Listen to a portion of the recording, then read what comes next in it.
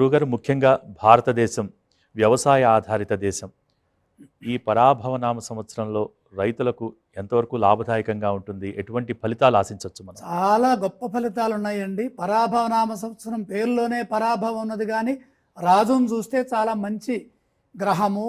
బృహస్పతి విజ్ఞానానికి జ్ఞానానికి సంబంధించిన రాజు మనకు గురువు కాబట్టి, ఆ గురువు రాజుగా ఉన్నప్పుడు మంచి సువృష్టి అని చెప్తున్నారు శాస్త్రంలో.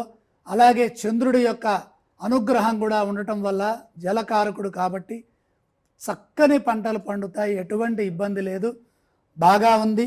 అలాగే ఇక్కడ మేఘ నిర్ణయం కూడా చూస్తే కాల అనే పేరుతో మేఘం ఉన్నది కాబట్టి ఇది కూడా చక్కని ఫలితాలని ప్రసాదిస్తుంది. సంపూర్ణమైన పాడి పంటలు రైతన్నలకు దక్కుతాయి.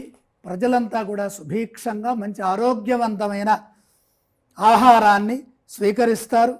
ఇక్కడ పశునాయక నిర్ణయంలో ప్రతి సంవత్సరం చైత్రశుద్ధ పాడ్యమి వారాధిపతిని బట్టి పశునాయకుడిని నిర్ణయిస్తాం కాబట్టి, వారాధిపతి గురువు అవటం వల్ల సాక్షాత్ శ్రీకృష్ణ పరమాత్మే పశునాయకుడు అవుతున్నాడు. పశుపాలకుడు.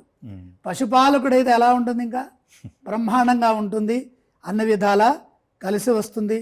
శుభప్రదమైనటువంటి